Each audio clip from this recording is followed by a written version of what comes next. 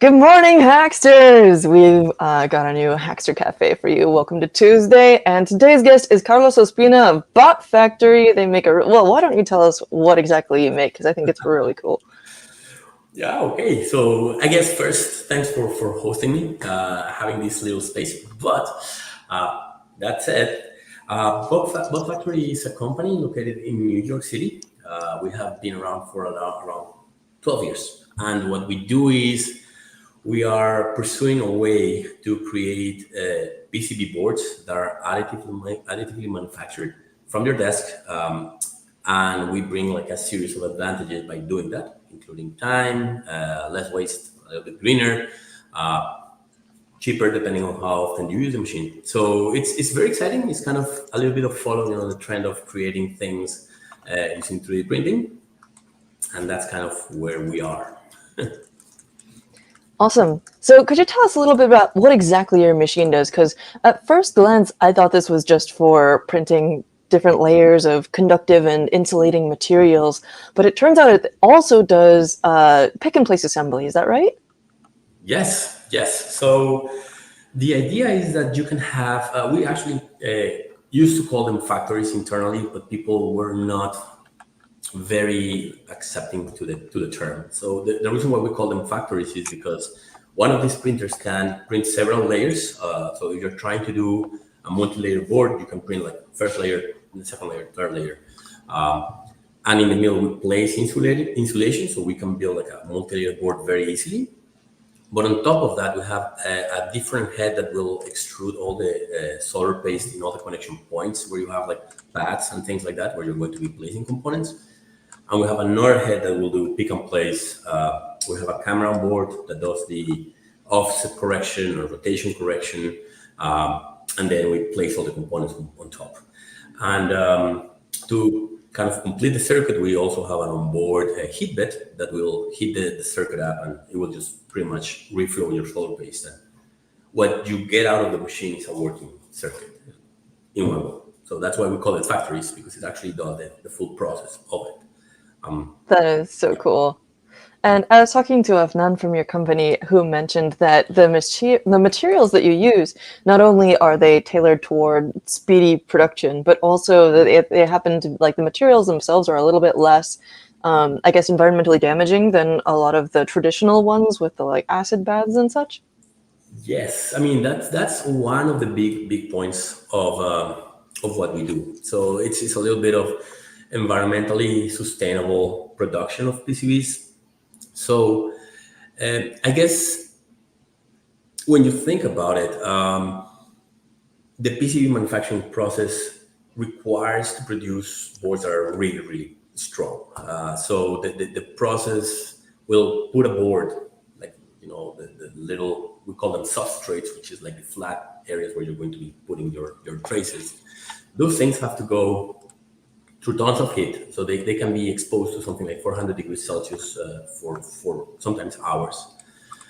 They have to go through several processes of high pressure of around 150 psi. They have to be corrosion resistant. They have to be fire retardant, right? So these boards are made better than a tank, right? These things can survive forever. But it's not because they technically need to be like that. It's more because if they don't, they will not survive the fabrication process.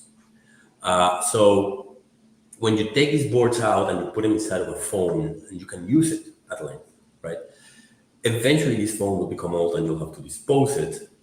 But how do you dispose of something that is not made to be disposed of, right? So you can't burn it. The only real way you can kind of take care of this is by putting it underground, and you just bury it. But it will pile up anyway, and it contains also all sorts of bad stuff in it.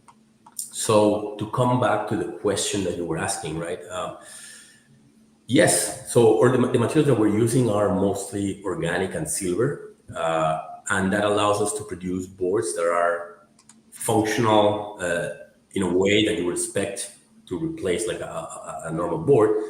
But on the on the other hand, it doesn't have to go through this whole process, right? In additive manufacturing, you need high pressure, you need super high temperatures, you don't need to be etch or chemical resistant. So at the end of the life of any of these boards, you can burn them, or you can, depending on the material that you're using, you might actually be able to dissolve them and just get your components back, right? So that's part of what we're trying to do, and I think it will eventually catch up, right? That there's still some limitations in the way of how things are done, but that's the idea. Awesome. So I noticed that this version is called the SV2, and it looks a little different from the initial one. Can you tell us about some of the journey that you've been through in like your first version through now? Sure, that's an interesting one. So as I mentioned, the company is on its 12th year now, from when we began working on this project. And when we began, it was 2012, around there. But MakerBot was on a hype, right? So MakerBot was working in Brooklyn, and they were doing like a lot of strides in terms of 3D printing. So I think everyone in New York was a little bit beat by the bug of 3D printing. And not only that, they were also thinking a lot about it's a power to the people a little bit, right? So how do you make people build things in their garages, right? To make sure that they can dream of something and build it without the need of like having huge factories do it for them. So localized, and that's how we started. So the first product that we created was called Squink, which is it is kind of a squid that squirts ink. So it's like Squink. That's how kind of the name came up to be. And it was the looks and everything was very, very hacky. So it was kind of plastic, but it also had like some wood in it.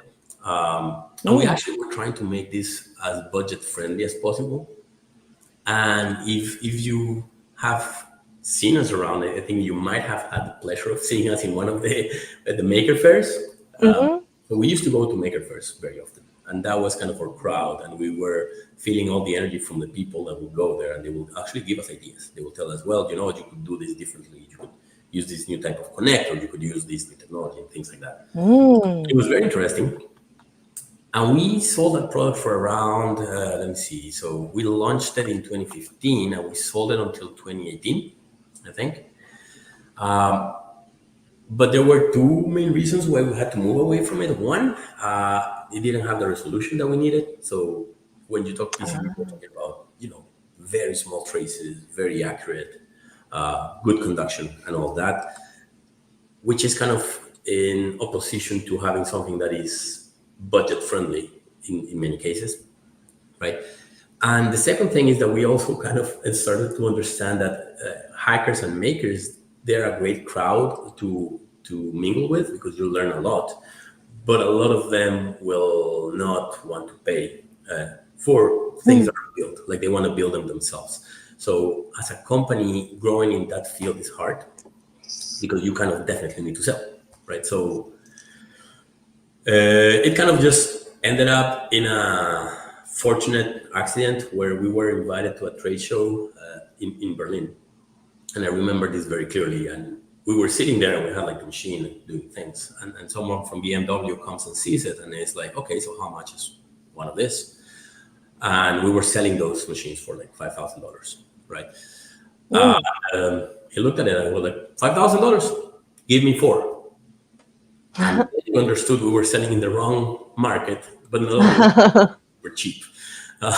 So that's how we ended up with SV2, which is the Squink version 2. We had to change the name as well to give it a little bit more of a serious character.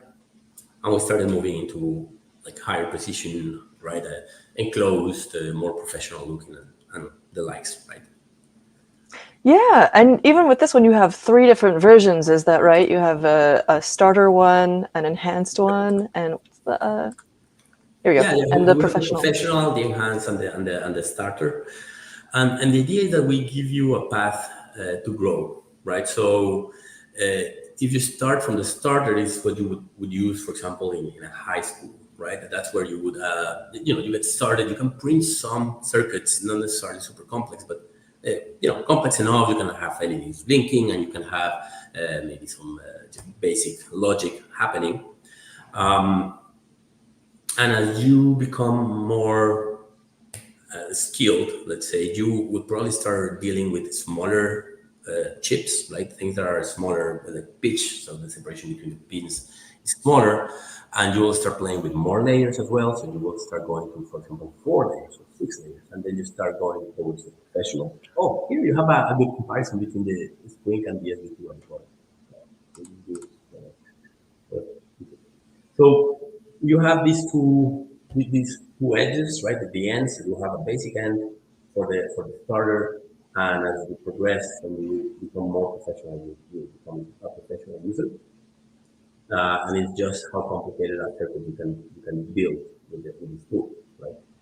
Um, but the other side of the coin on this is that uh, up to a point, the same way that you're manufacturing things, and it's very similar to what 3D printing does for mechanical engineers.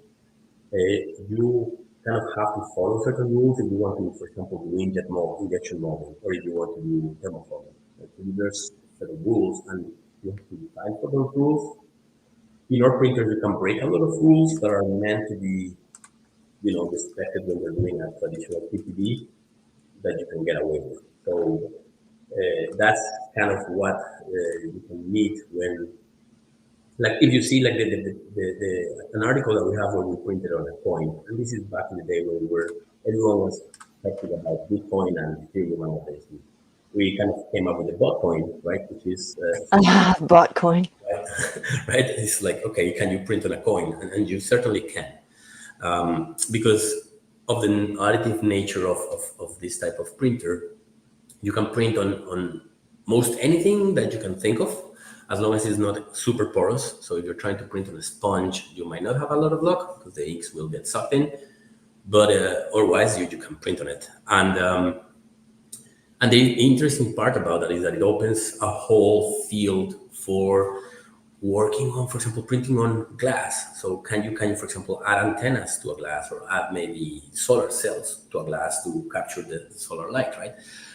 Maybe you can make 5G antennas a thing of the past, and you can still have them like on buildings, but you don't see them. So you Ooh. right? So these things are happening. The same for the defoggers on cars, for example. You're used to see like these black lines on the Right. shield on the back, right? So those things are also starting, like, now you have the ability to print directly on the glass, and you can print very, very thin compared to what you were doing before. So I think those are all trends and things that will change. To name a few things, we know of applications where airplanes, for example, or plane manufacturers, I would say, right, are using technologies like this to print, for example, some of the lighting and some of the sensors and some things on the cabin itself, so they don't have to carry as much weight as a PCB inside of the plane, right? So the more you use components, the more molds you break, the farther you get, right? So it's a very interesting kind of topic. So our printer is specialized for PCB manufacturing. That's how we tailor it, but it's encapsulated in a larger field called printed electronics. And in printed electronics, you can find a lot of things. And a lot of our customers are doing PCBs, but a good amount of them are doing printed electronics, which is, print on I don't know, trees, on wood, or print or something else, right? And that is happening. Is something? Yeah.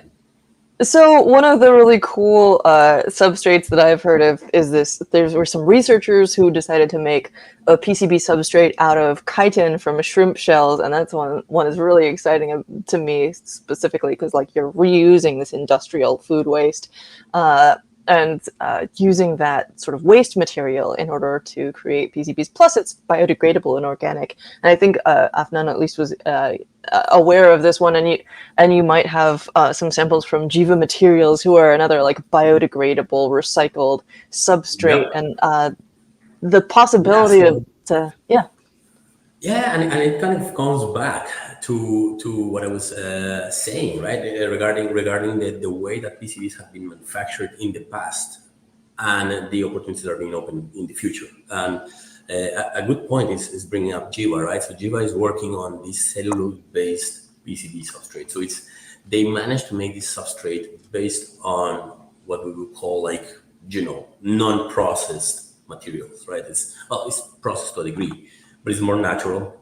It's somehow it's already kind of fire retardant, and it dissolves in water beautifully, right? So you can build not any water. It's like it has to be acid water at a certain temperature, but then you can populate your board, and when you put it on this, like let's suppose at the end of the life, you can put it on this substance, right, from water with some acid, and just at the right temperature, and it will just dissolve. And it will just leave all your components floating.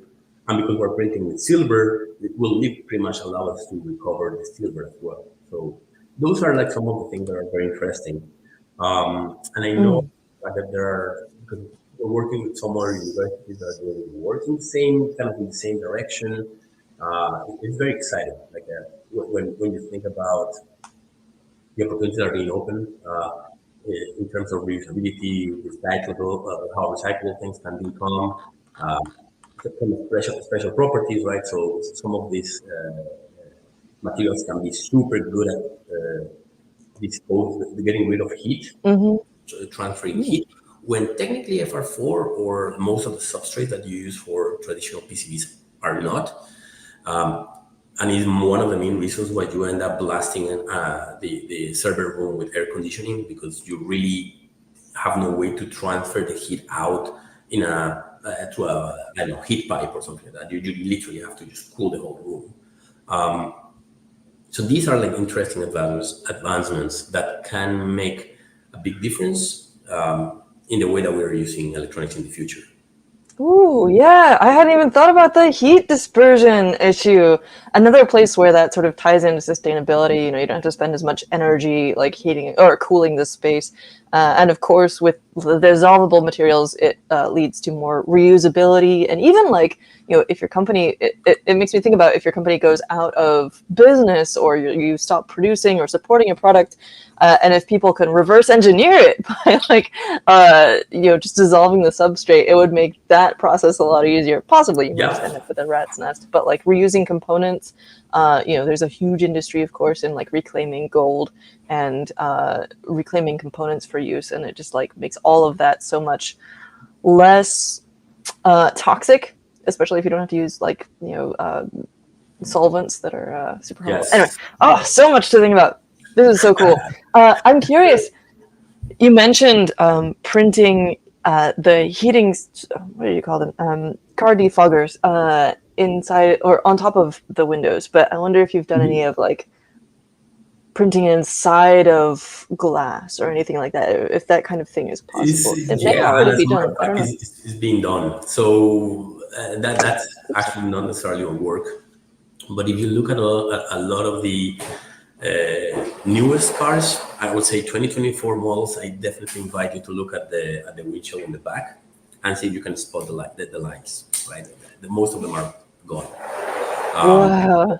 That's very interesting. Yeah, and I actually wanted to bring something back, because I think that this is something that I Mm. usually mention when we're talking about sustainability, but I think it's a number that is hitting. So there's a measure in the industry that is called the virtual water. The virtual water Ah. used for, and the virtual water used for is if you calculate how much water has been put into a product to make it, that will give you a measurement of virtual water, right? So think about it this way: to produce a board the size of an iPhone, right? So imagine like a board this size, right? You have to use 15 liters of water, and this is pristine, clean water, because otherwise things get messy, right, in your process. Mm-hmm. And then you have to somehow treat those 15 liters of water to try and put them back. But the efficiency of recovering water is actually not that high. So you can count on around 30 to 40% of that water to never become as pristine as it was, right? And then there's a big cost of that. So this is, I guess, maybe depending on how you want to take it, but a lot of the reasons why PCB manufacturing in the US, which was pretty dominant in the 2000s, stopped being dominant in the world, right? Yes, it has to do with enormous advances in China, Mexico, and other countries, but it also has to do with the regulation that started enforcing the treatment of this water and the waste. Mm. So there are two wastes that you generate when you create PCBs. You have the air pollution, you have the water pollution, right? And then you have the aftermarket pollution, which is after you get rid of the board, after it's done with its life cycle. And now they started being enforced, and it was so expensive that it was actually a better business to rebuild your plant somewhere else, Mm. right? So obviously that's kind of changing now. I don't know if you've seen the news, but right, Mhm. we are trying to get on that horse again in the US. Nice. And of course, there's the transport carbon cost, which you're reducing greatly. You're only ordering materials, and this applies to space as well. Obviously, in the sustainability realm, there's the carbon cost of transportation. Of like every time you get a new version of your PCB, you have to reship all of those materials, and then also the space aspect of it. On your page, you strongly highlight the space exploration applications of this. You know, every piece of every little bit of material has to be shipped up out of the gravity well, and you have to get it up there to start. So if you can just ship raw materials and then use those in space for whatever application. You know, obviously this has been done with 3D printing. Yeah. So let me break it a little bit. So when you're bringing up, it just brings so many memories, right? So I guess I mean we can get on that story later, but I come from a background. I come from Colombia, right, where we don't have local manufacturing of PCBs, or we have a limited manufacturing of PCBs now. So I was trying to get a startup to work there, right? It was a hardware startup, and there was a point where I had 20 people waiting for a design to come back from manufacturing. Ugh. But let's suppose you were doing iteration one and they were working on assembling that, and then you realize, oh, you know what? We need to make this improvement, and you made it. And if for some reason that took like 20 days to come back, then you had to fix it. There was a big risk those 20 people will be just sitting there looking like, okay, so what are we building now? Which of course had also to do with the planning and all that jazz. It was the first time I was running a company. But one thing that I realized is that the lead times that you find today on PCBs can be between 10 and 15 days if you're like using standard protocols, like the standard process. And depending on how good of a friend you are with UPS or FedEx or whoever your shipper is, like you may take like 5 to 10 days to get the board actually from the factory to your door, right? Mm. About 15 to 20 days to get your boards. And that doesn't that it sounds like, hey, man, virtues, patience is a virtue. You definitely want to train that, Mhm. but it affects different companies in different ways. So an Apple, a Microsoft or an Intel, they just pay for the pin process and they get it in a couple of days. No harm done, right? They just pay more and they get it. Startups are always running against the clock, always. So they are also the ones that can't afford to pay the premiums. So every day that you're waiting for a board, waiting to get to market, right? So you're just waiting for the board so you can validate, so you can say, yes, we're ready and let's move on. Those days are not only priced in dollars, they're priced in blood, right? Like if you Mm. get to your deadline and you run out of cash because you were waiting for this. And that is one of the reasons why a lot of people say hardware is hard, because the iterations just take too long. And the lack of speediness is what makes them so hard compared to software startups, right? So if I take the segue and I say, well, if you could build boards right there and now, right? If you had like something sitting on your desk that you can prototype, test, and validate very quickly, that would cut quite a bit of the time waiting and quite a bit of the cash that you're burning. When you go to space, is funny enough, somehow similar situation where if you need to bring with you, well, it is first and foremost, I think either UPS or FedEx haven't announced their service in space yet. So if you need a board quickly, you're very unlikely to get it. That's a problem.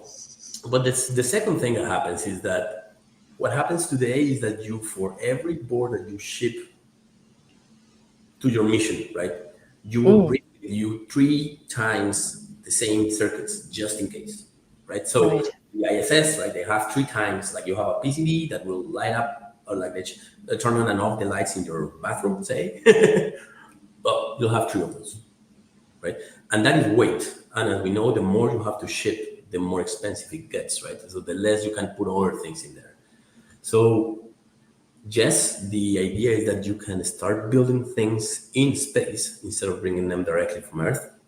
And there's a lot of exciting things happening in space as well. So to share some of the stuff that we have learned recently, you can, for example, print crystals much easier. So for you that are not completely aware of why that matters, well, crystals are perfectly organized structures. And what that allows you is, for example, if you're printing with a conductive ink in Earth, that conductive ink will actually perform around 80% as good as the one you print in space, right? Huh. Why? Because it just matters organizes much better. It doesn't have the interaction with gravity that does inside of Earth, and it doesn't have the same pressure either. I'm talking about environmental pressure.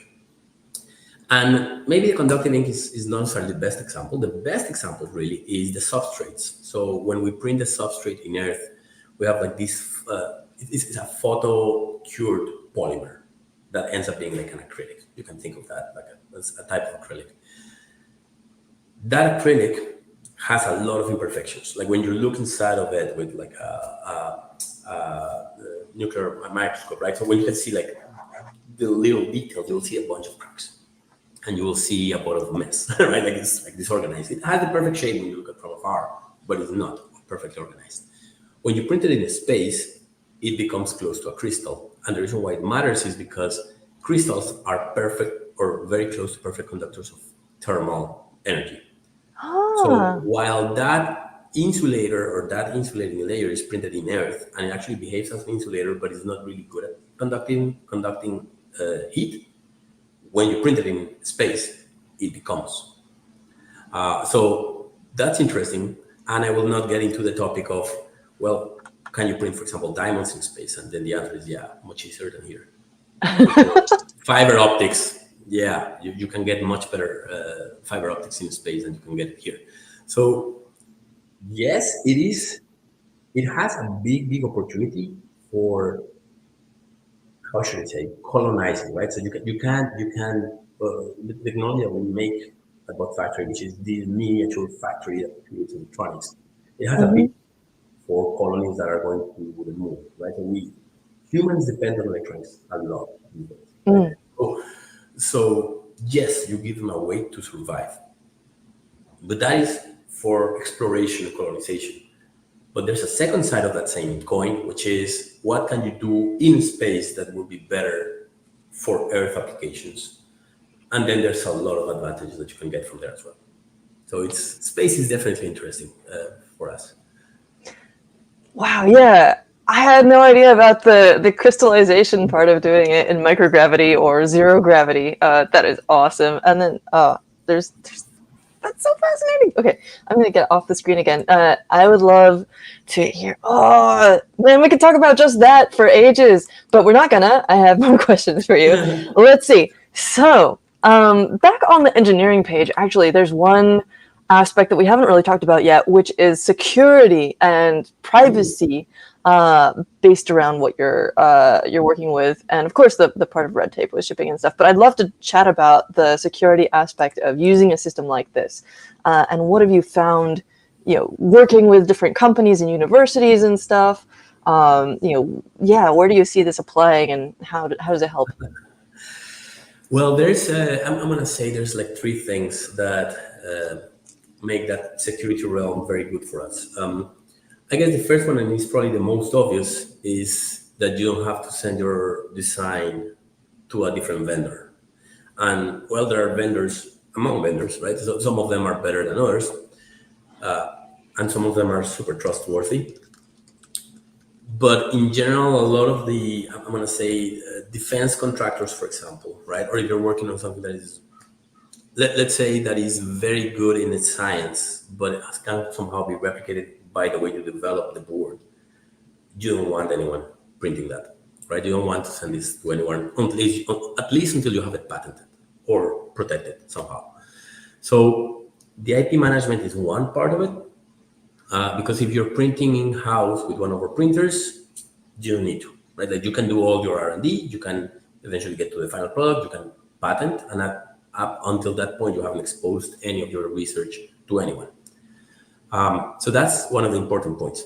There's a second point, which is the designability, right? So when you have the control that we have, at which we can, for example, make traces thicker or shallower at will, right? So we can say, well, this part of the trace is going to be like, I don't know, 200 microns thick, and then we're going to go to 50 microns thickness, and then we're going to go up.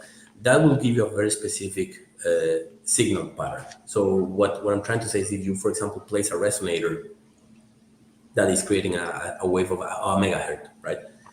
It will look on the other side different than if you change the shape of that trace.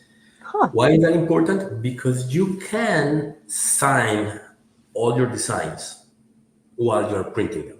So even if someone comes up with something that does something similar, you can always prove that that was not made by you, right? Because the traditional processes don't allow you to have this type of flexibility, or it will be extremely expensive to do it. Almost So like a watermark, you mean? it's like a watermark, indeed, but Ah. it's just on the signal layers, right? Mm-hmm.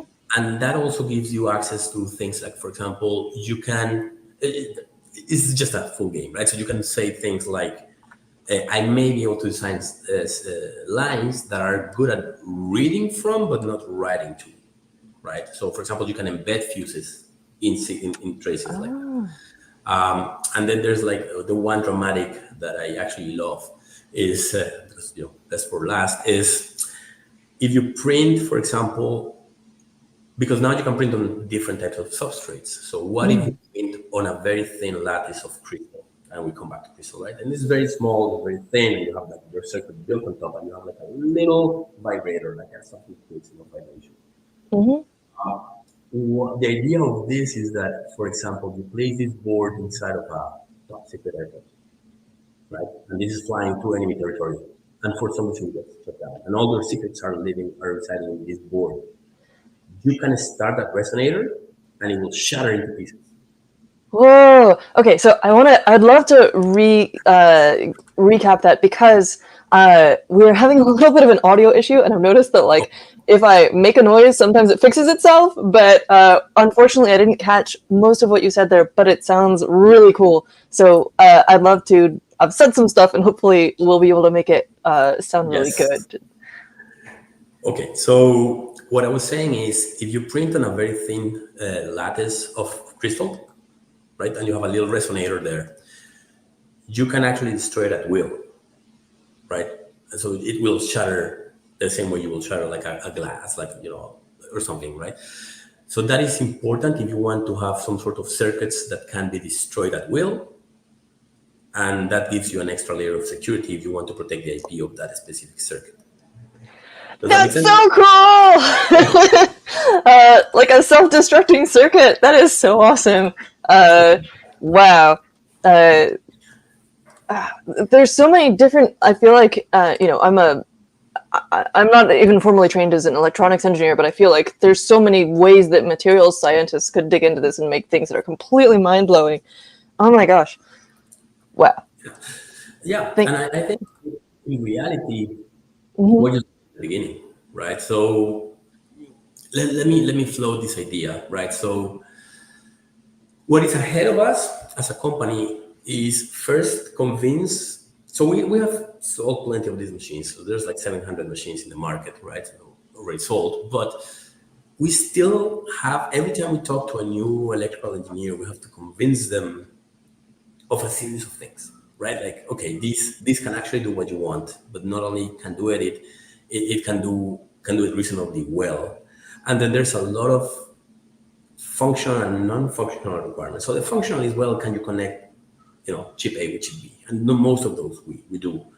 But for example, the strength of the board, right? Sometimes it's the color of the board. Sometimes it's, I don't know, what you expect it to weigh when you have it in your hands, right? So we first have to convince people that these changes are actually in everyone's interest, right? I don't think technology like this will replace volume manufacturing of PCBs anytime soon, because the process that exists today for creating high volumes of PCBs is extremely well optimized, right? So, I mean, the fact that you can churn out hundreds of thousands of boards per month in the way that we do it now in a typical PCB factory is fairly amazing. But there's a lot of other companies that don't produce hundreds of thousands of something per month, right? So you can think about, for example, a lot of the health customers don't do that.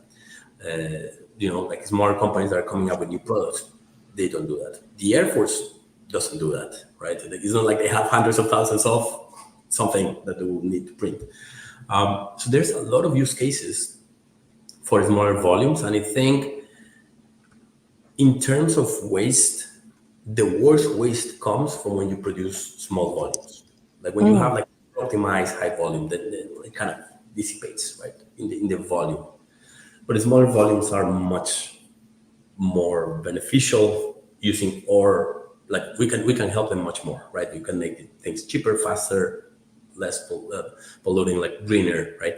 And if you come to the localized manufacturing part, which is a topic I love, in the end, that's kind of one of the underlying messages that we wanted to bring, right? Is if I had one of these machines, or someone who would have one of these machines close to where I had my office in Colombia, I would have been able to do things much, much quicker. And it would have allowed a lot of my peers that graduated from electrical and electronics engineering to get their hands dirty on it, right? So to actually try and build things.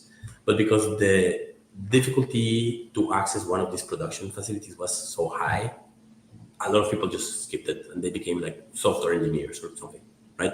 But this definitely helps level the field. So if you can have a local manufacturing in countries that don't have like high volume plants for manufacturing, right?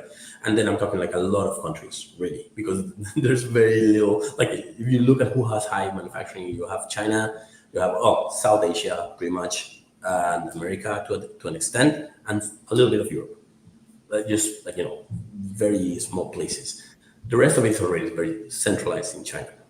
So how does someone who is learning how to create electronic circuits in, I don't know, I want to say Tanzania, do it, right? How would they learn that if they have to order and it will take them, I don't know, even if the time might not be much of a concern, 25 days, but they will have to pay $250, which is maybe more than what your family will get in a month, right?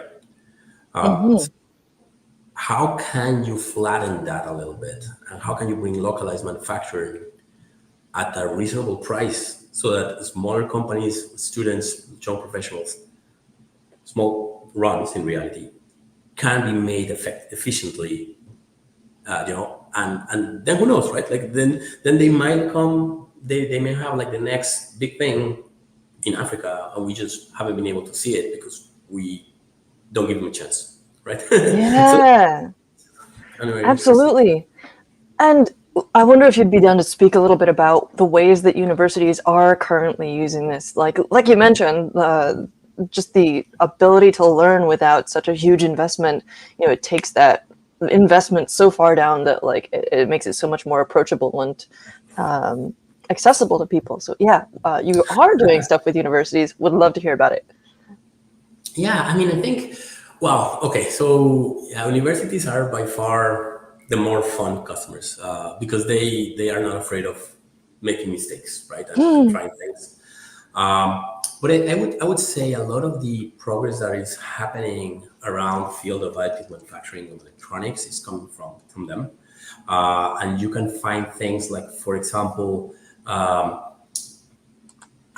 lot of the photovoltaics, what I was mentioning, right? So being able to print, for example, transparent, and I mean transparent, like you can really see them, transparent photovoltaic cells on windows.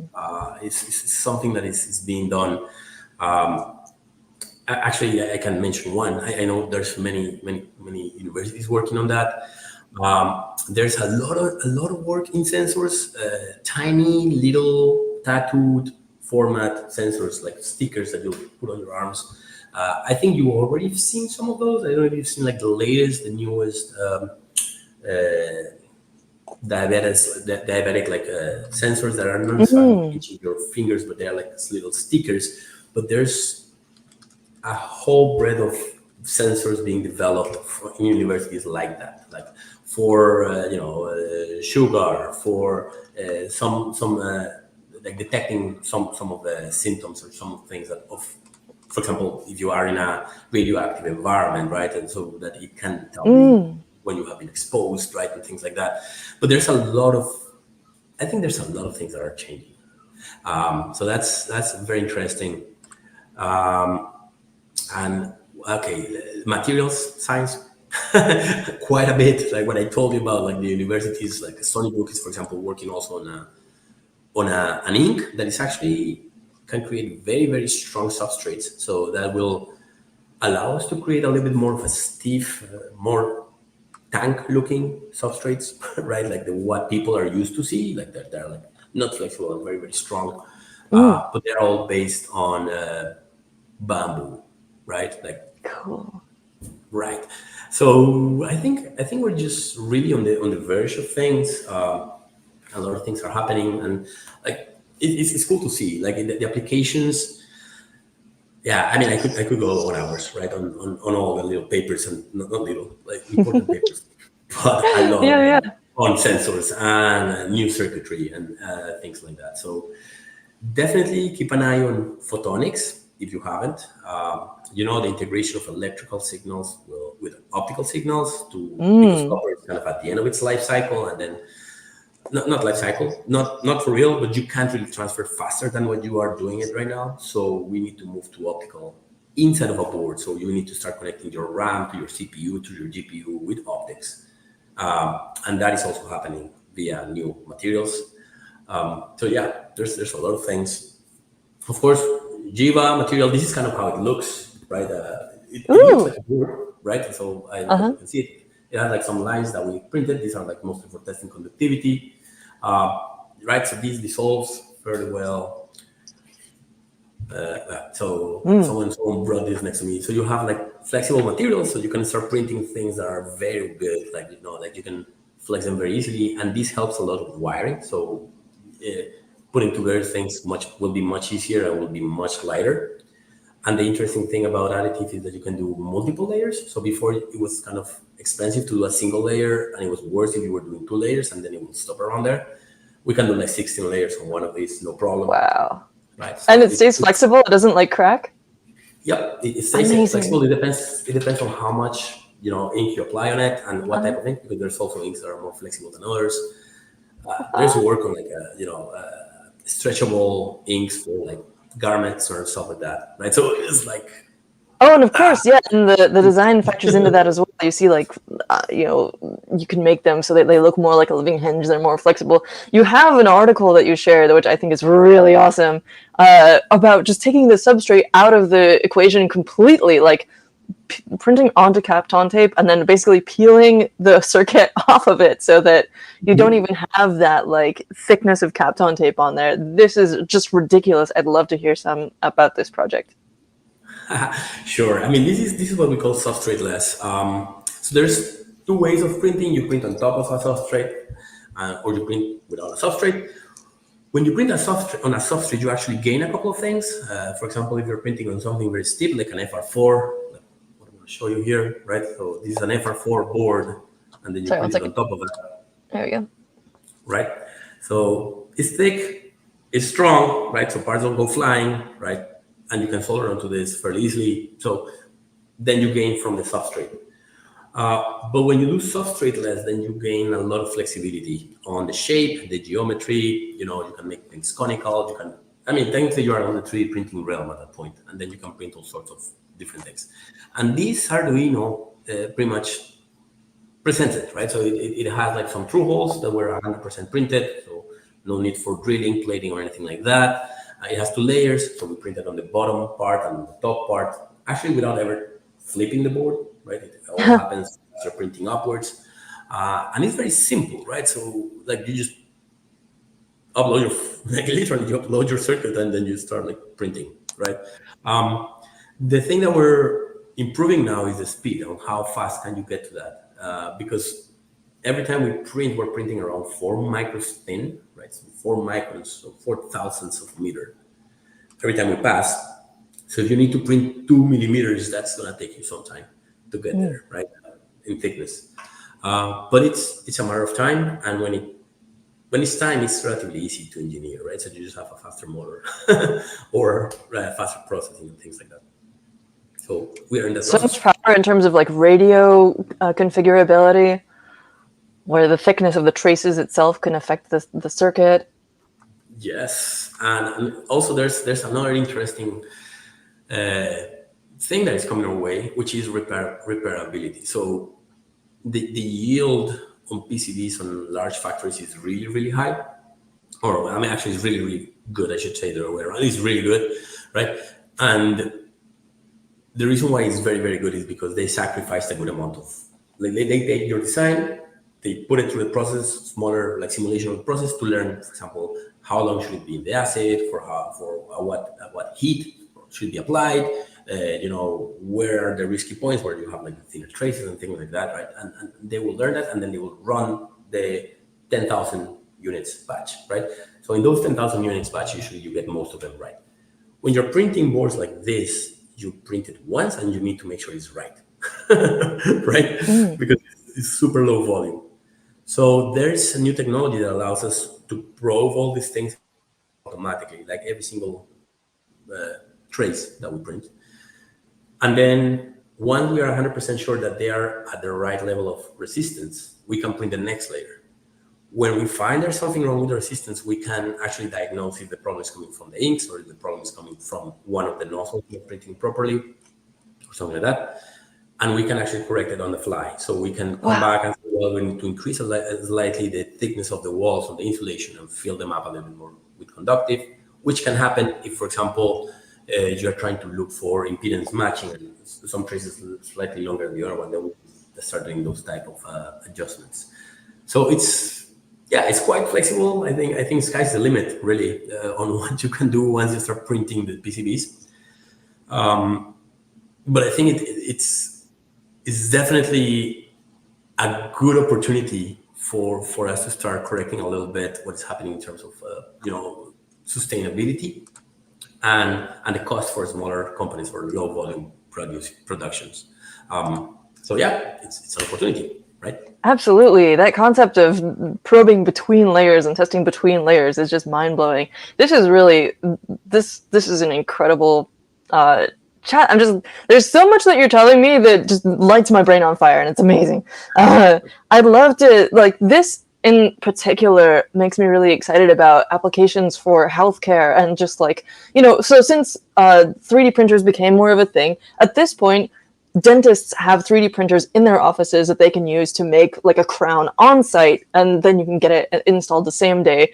And this kind of thing with like instant customizability just seems to have so many applications for healthcare applications where for healthcare situations where everyone's body is different and you might have sensitivities to different materials, and you could have like special biocompatible materials and like make them exactly the right shape to fit exactly where. I'm sure you've already done a ton of thinking and talking to people about this. I'd love to hear about like healthcare applications.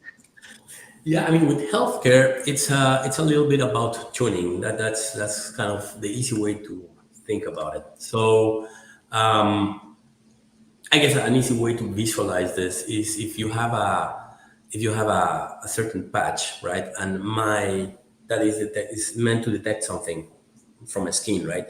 You might need to make certain sensor more sensitive than another depending on the type of like my composition of sweat, right? So Wow. depending on how automated your patch is, right? So if you're, for example, sending whatever you read to a processing thing, and the processing thing needs to be reprogrammed every time a patient goes with different factors, yeah, that's one. But the other option also is I can also make the sensor more adaptable to you, and that's actually what a lot of the healthcare is looking into, right? So I think form factors is something you can play with, for example, in your ear implants and things like that.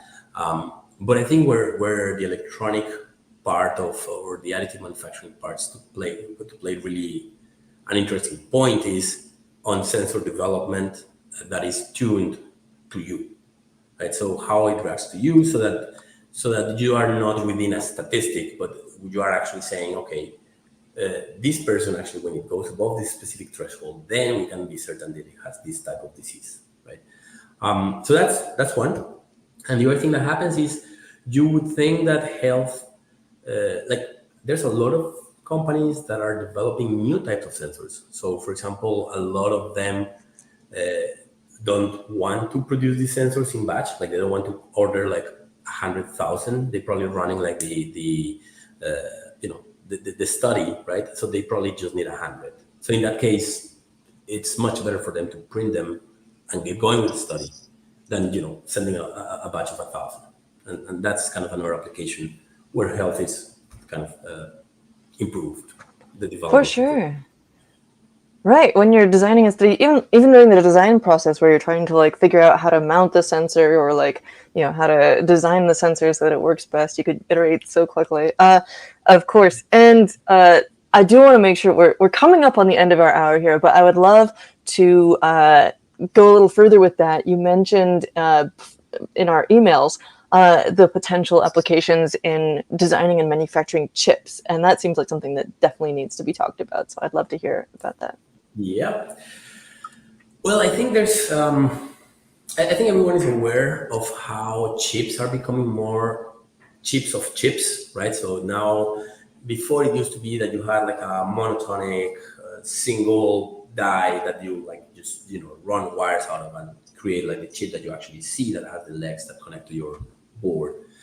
But that is a bit less these days. So the way that it happens is you will create like several dies, and then you'll, for example, place like the processor, and then it's surrounded by memory that is actually a separate chip, and then you'll have like some accelerators around them, and then sometimes you'll have to connect all of these things into a single chip, the actual thing that had the legs out.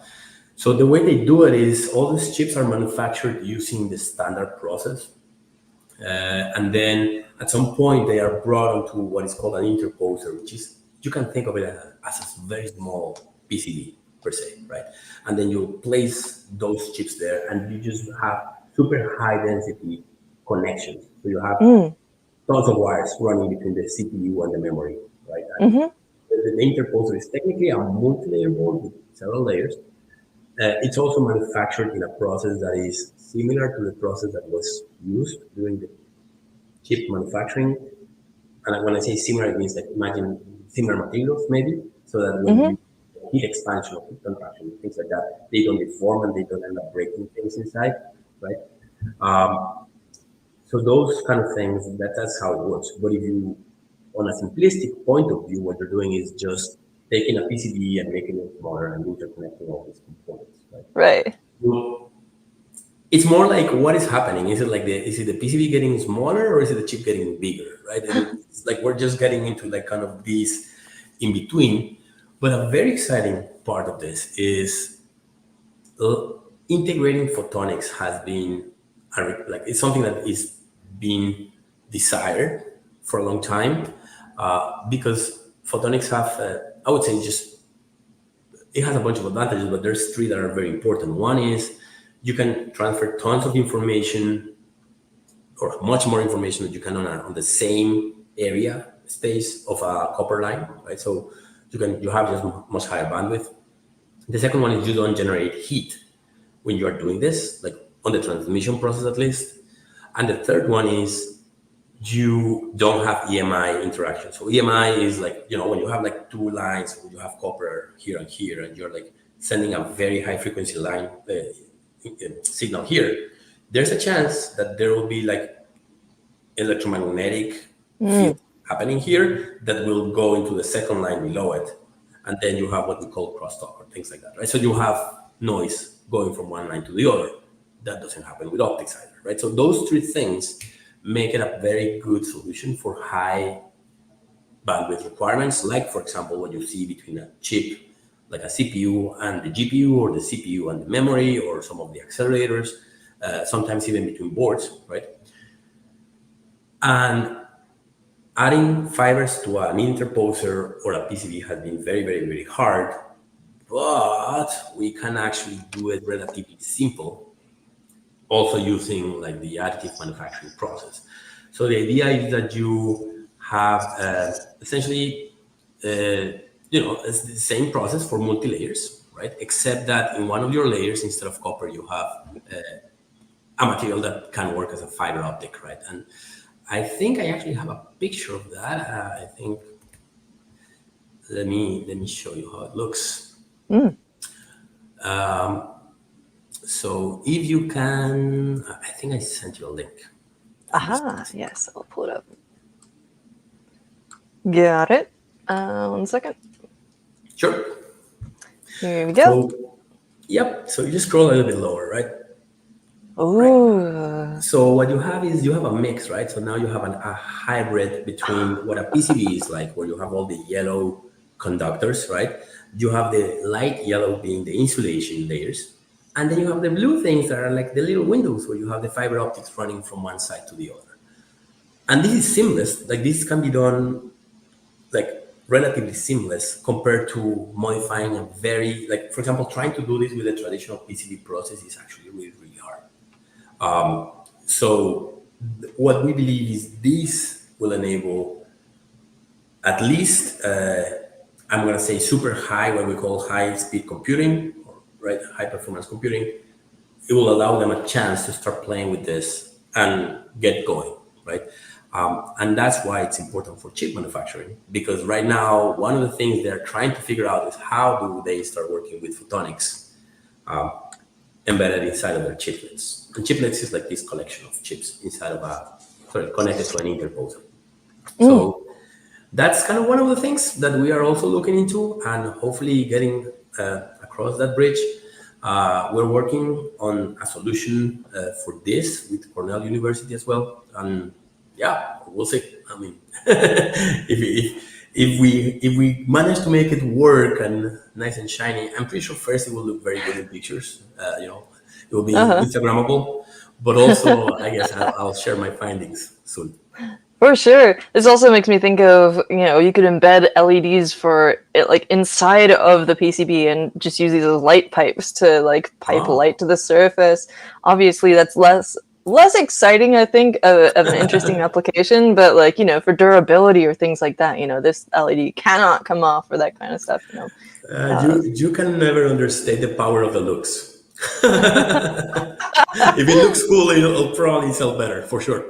Definitely does look cool. Oh my gosh, the futuristic things that are happening with all of this are incredible. Speaking of which, we are coming around to the end of our chat, but I want to go back through really quickly some of the things that have, as I mentioned, sort of like lit my brain on fire with this. We've got the main BotFactory page. We've got check out all the different. We didn't go that deeply into the actual nuts and bolts of the system, but check out, these are the different components you've got. You can get on the shop. The BotFactory SV2 page. Check out these little GIFs showing the process. Very cool. Specs, you can check out the technical specs. This is going to be in the description to the video. Follow them on LinkedIn. We've got this towards greener PCBs, sustainability, this incredible thing about peeling Kapton tape off of your circuit and a completely like substrate-less PCB, which is incredible. This hybrid optical printed boards, fascinating. And of course, the classic printing a PCB on a quarter from a few years ago, but I still think it's cool. And you go into a bit of background on like the actual design of the circuit on here, which I think was really, really interesting to read through. So thank you so much for joining us. What a fascinating chat. I can't wait to see what else you come up with. And I'm absolutely going to be following your blog from now on because, wow, it's so cool. Thank you. Thank you. It was a pleasure, actually. You never get the chance, or not never, but not often to kind of freely speak on different topics. So I love that. I'd love to hear more about it in the future. And so maybe when you have the SV3, we'll chat again. But yeah, thank you everyone for joining us. Be sure to follow for more hardware in your feed and hack on. All right. Ciao.